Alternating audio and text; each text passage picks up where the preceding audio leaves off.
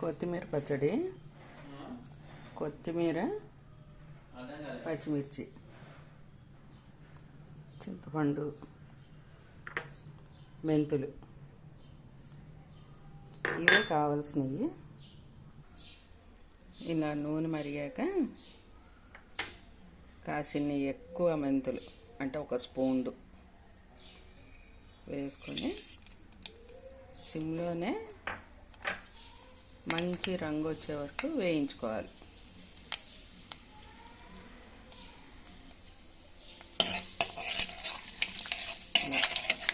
చూడండి, మంచి స్మెల్ వస్తుంది, రంగు వస్తాయి.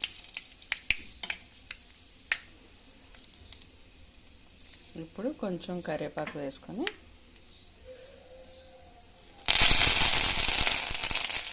ఇలా వేయించేటప్పుడు ఫోన్ కొంచెం దూరంగా పెట్టుకోండి.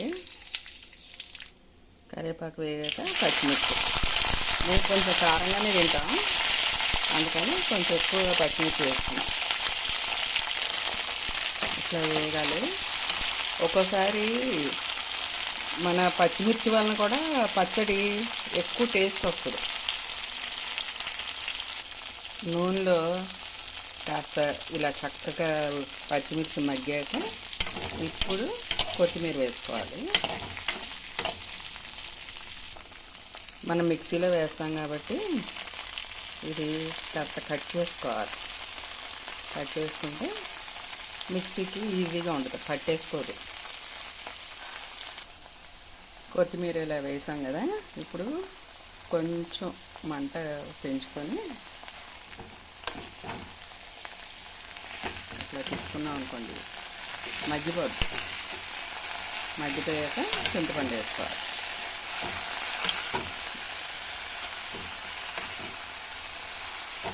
కొంచెం మంట పెట్టేటప్పుడు చక్కగా మగ్గిపోతుంది కదా. అప్పుడు చింతపండు, నిమ్మకాయ అంత, అంటే మేము కారం ఎక్కువ తింటాము, అందుకు పచ్చిమిరకాయలు ఎక్కువ వేసుకున్నాను. అదే మీకు సరిపడే అంత కారం వేసుకోండి. పచ్చిమిర్చి ఇలా సగం కొత్తిమీర సగం మగ్గాక ఇట్లా లోపల పెట్టి కవర్ చేశారనుకోండి, ఊరికే మగ్గిపోద్ది. ఇదంతా ఏంటంటే పిల్లలు బయటికి వెళ్ళి ఉద్యోగాలకు వెళ్తూ ఉంటారు కదా, అమ్మ చేసి పెట్టేట్టు కొత్తిమీర పచ్చడి బాగుంది, ఎట్లా చేసుకోవాలి అని ఉంటుంది కదా, అలా అడిగారు, ఎలా చేసి పెట్టాలి చెప్పండి ఆంటీ అని. అది చూడండి, ఇప్పుడు కొంచెం మూత పెట్టుకున్నాం అనుకో బాగా మగ్గిపోద్ది. ఇలా కొంచెం తీసి మూత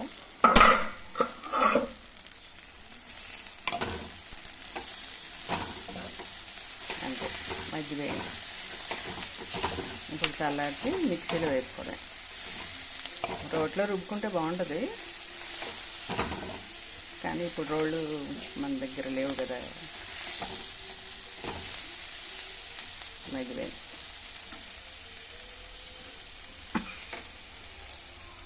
ఇలా ముందే పెట్టుకున్నాం అనుకోండి, గాలి వస్తూ ఉంటుంది కదా, కొంచెం తొందరగా చల్లారిపోద్ది. కొత్తిమీర పచ్చడికి అన్నీ మగ్గబెట్టుకున్నాం కదా, మేము పటికి బెల్లమే వాడతాం. ఓ స్పూన్ పటికి బెల్లం వేసుకొని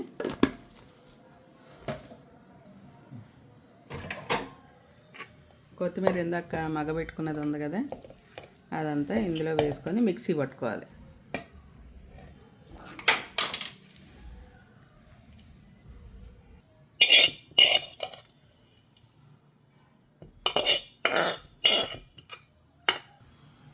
రుచికి తగ్గ ఉప్పు. ఇది మిక్సీ పట్టాక ఒకసారి మళ్ళీ తిప్పుకొని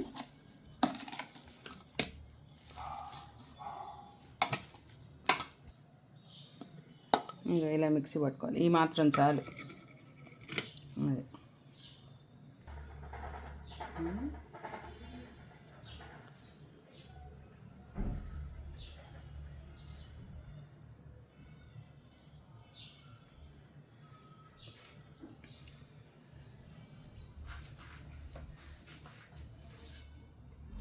నిలువుగానే తీయండి, అడ్డంగా.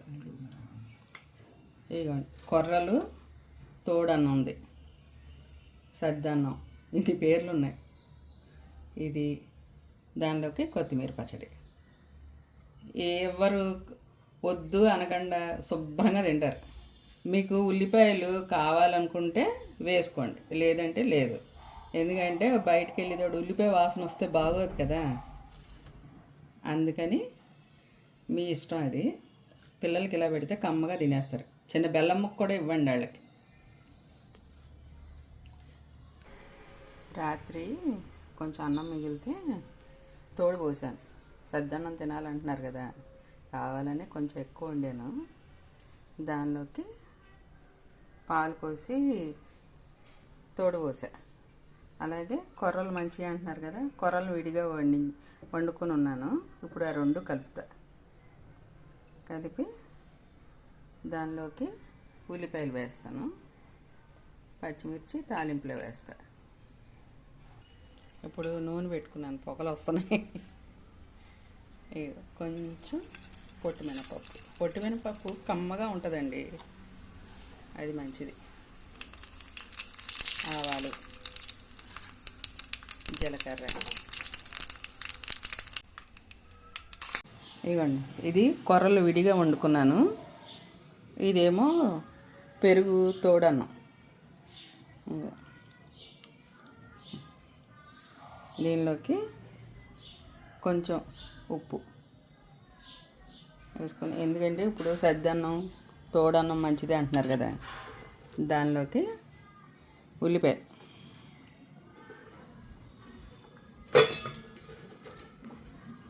వేసి కొంచెం ఇలాగ ఉల్లిపాయలని దీంతో పాటు ఇలా కలపాలి.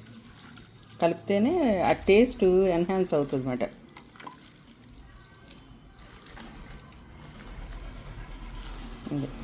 ఉల్లిపాయలని కొంచెం ఇట్లా బాగా కలిపి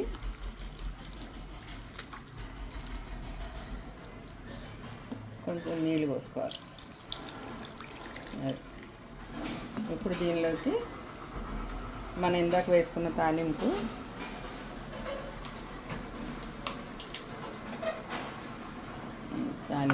మామూలు తాలింపే దీనిలో వేసేయాలి.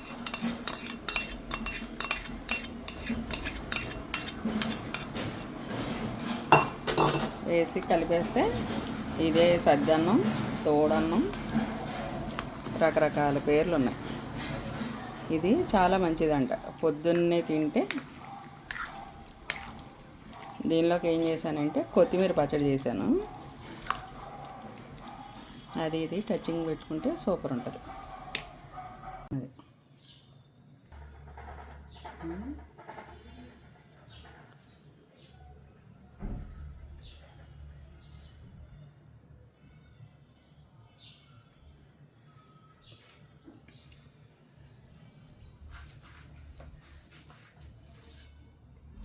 నిలువుగానే తీయండి, అడ్డంగా. ఇదిగోండి, కొర్రలు తోడన్నం ఉంది, సద్దన్నం, ఇంటి పేర్లు ఉన్నాయి. ఇది దానిలోకి కొత్తిమీర పచ్చడి. ఎవరు వద్దు అనకుండా శుభ్రంగా తింటారు. మీకు ఉల్లిపాయలు కావాలనుకుంటే వేసుకోండి, లేదంటే లేదు. ఎందుకంటే బయటికి వెళ్ళేటప్పుడు ఉల్లిపాయ వాసన వస్తే బాగోదు కదా, అందుకని మీ ఇష్టం అది. పిల్లలకి ఇలా పెడితే కమ్మగా తినేస్తారు. చిన్న బెల్లం ముక్క కూడా ఇవ్వండి వాళ్ళకి.